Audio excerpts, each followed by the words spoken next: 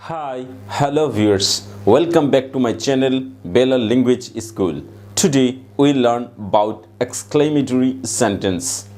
আজকে আমরা exclamatory sentence অর্থাৎ বিস্ময় বা আবেগসূচক বাক্যগুলো কতভাবে হয় তা আমরা জানব। তাহলে চলুন জেনে নেই। এখানে দেখতে পাচ্ছেন exclamatory sentence. exclamatory sentence এর অর্থ হচ্ছে বিস্ময় বা আবেগসূচক বাক্য। তাহলে এই বিস্ময় বা আবেগসূচক বাক্যগুলো কতভাবে আসে তা আমরা জেনে নেব। আর এই এক্সক্লেমেটরি সেন্টেন্স গঠনের নির্দিষ্ট কোনো নিয়ম নেই, এটা বহুভাবে গঠিত হয়। নিচে আমরা এর বিস্তারিত দেখতে পাবো। তাহলে প্রথম সেন্টেন্সটি দেখুন, how much honest he is, সে কত সৎ। তাহলে হাউ মাচ কত, অনেস্ট সৎ, হি ইজ সে হয়, সে হয় কত সৎ অথবা কত সৎ সে। আপনি যেভাবে ইচ্ছা সেভাবেই অর্থ উঠাতে পারেন, কিন্তু এক্সক্লেমেটরি বা আবেগসূচক যে ফিলিংস সেটা থাকতে হবে। হাউ মাচ অনেস্ট কত সৎ, হি ইজ সে হয় বা সে।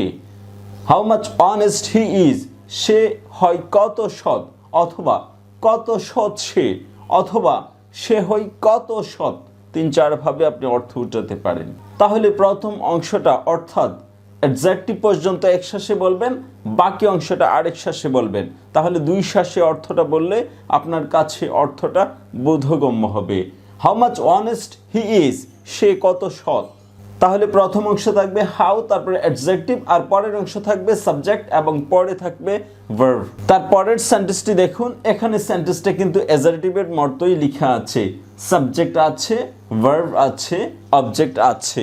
ঠিক এভাবে কিন্তু গঠিত হয়নি যে প্রথমে হাউ আছে, তারপর অ্যাডজেক্টিভ, তারপর সাবজেক্ট, তারপর ভার্ব। এটা হচ্ছে এক্স্যাক্টলি এক্সক্লেমেটরি নিয়ম যা আমরা সচরাচর পড়ে থাকি, আর বাকিগুলো সচরাচর আমরা পড়ে থাকি না, কিন্তু এগুলো ব্যবহৃত হয় আমরা লক্ষ্য করি না। তাহলে এখানে দেখুন জাফরি, এই জাফরির পরে আপনি আবার এক্সক্লেমেশন মার্ক দিতে পারেন, তখন এটা ইন্টারজেকশনের অর্থ হবে। আবার কমাও দিতে পারেন, তাহলে দুইভাবেই আপনি বলতে পারেন। যদি কমা দেন তাহলে হবে জাফরি হোয়াইট দ্য বোর্ড, এর মানে হোয়াইট দ্য বোর্ডের পরে আপনি এক্সক্লেমেশন মার্ক দিবেন এবং সেখানে আশ্চর্য প্রকাশ করবেন আপনার কণ্ঠস্বরে। আর এখানে যদি এক্সক্লেমেশন মার্ক দেন তাহলে আপনি এখানেও আশ্চর্যটা প্রকাশ করতে হবে কণ্ঠস্বরে, যেমন জাফরি হোয়াইট দ্য বোর্ড। তাহলে দুই জায়গায় আমি আবেগ প্রকাশ করেছি। আর এখানে কমা যেহেতু দিয়েছি প্রথমে এখানে আবেগ প্রকাশ করিনি, এখানে যেহেতু এক্সক্লেমেশন মার্ক দিয়েছি এখানে আবেগটা প্রকাশ করেছি। অর্থটা দেখুন, Jafri wipe the board, Jafri বোর্ডটি পরিষ্কার করো। Jafri wipe the board, Jafri বোর্ডটি পরিষ্কার করো। আপনি দুইখানেই এক্সক্লেমেশন মার্ক দিতে পারেন, অথবা শুধু এখানে দিবেন। সেন্টেন্সের শেষে এক্সক্লেমেশন মার্ক দিলে এটা হচ্ছে এক্সক্লেমেটরি সেন্টেন্স হয়। তারপরের সেন্টেন্সটা দেখুন, এখানে লেখা আছে হেই নো স্মোকিং হিয়ার, হেই এখানে ধূমপান করো না। তাহলে এখানেও আমি আশ্চর্য হয়েছি, এখানেও আশ্চর্য হয়েছি।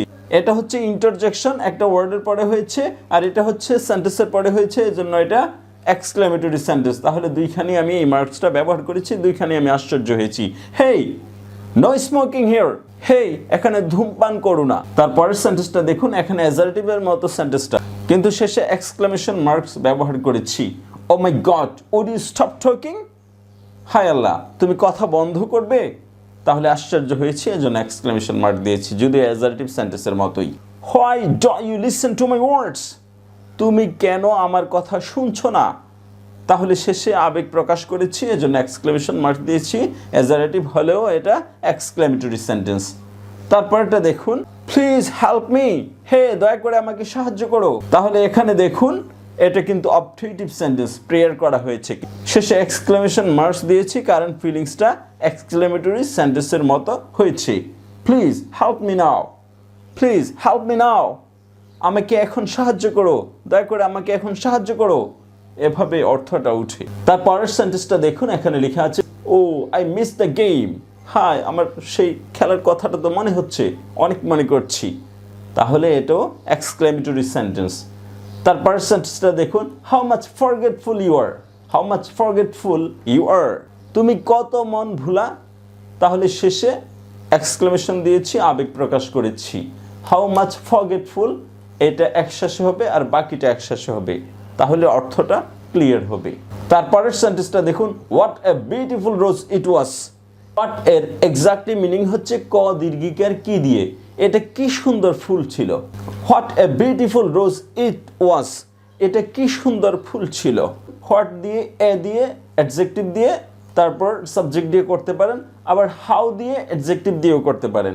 হাউ বিউটিফুল ইউ আর, তুমি কত সুন্দর, তাহলে হাউ দিলে হবে কত, আর হোয়াট এ দিলে হবে কি, তাহলে কত আর হচ্ছে কি, দুটার পার্থক্য একটা হচ্ছে ক দীর্ঘিকার বিশেষণ দিয়ে আর একটা হচ্ছে কত দিয়ে। এই কতটা কিন্তু অ্যাডজেক্টিভ। আর এখানে লিখেছি হোয়াট আসলে ক দীর্ঘিকার অর্থ উঠাবেন আর হাউ আসলে কত অর্থ উঠাবেন, কিন্তু দুটোতেই আবেগ প্রকাশ পেতে হবে আপনার কণ্ঠস্বরে। তারপরে দেখুন এটা আরেকটা নিয়ম, if I had so much money, আমার যদি অনেক টাকা থাকতো, তাহলে এই ইফ দিয়েও আবার এক্সক্লেমেটরি সেন্টেন্স গঠিত হয়।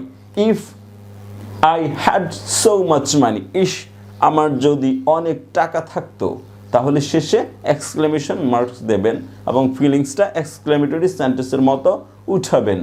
তারপর এটা দেখুন, if I could B a doctor, আমি যদি ডাক্তার হতে পারতাম, তাহলে এক্সক্লেমেশন মার্কস দিয়েছি, ফিলিংসটা এক্সক্লেমেটরি সেন্টেন্সের মতো, যদিও এটা দেখতে অ্যাজারেটিভ বা বর্ণনামূলক বাক্যের মতো মনে হয়। এখানে ইফ অর্থ হচ্ছে ইস, আহা, বা যেভাবে অর্থটা উঠালে আপনার ফিলিংসটা আসে। ফার্স্ট সেন্টেন্সটা দেখুন, if I could go to London, আমি যদি লন্ডন যেতে পারতাম, আমি যদি লন্ডন যেতে পারতাম, তাহলে এটাতেও আবেগ প্রকাশ করবে। ইফ অর্থ হচ্ছে ইস যদি অথবা শুধু যদি। তারপরের সেন্টেন্সটা দেখুন, ইফ আই ওয়ার ইউ, আমি যদি তুমি হতাম, এটাও এক্সক্লেমেটরি সেন্টেন্স, আমি যদি তুমি হতাম। তারপরের সেন্টেন্সটা দেখুন, অ্যালাস আই এম আনডান, হাই আমার সর্বনাশ হয়েছে।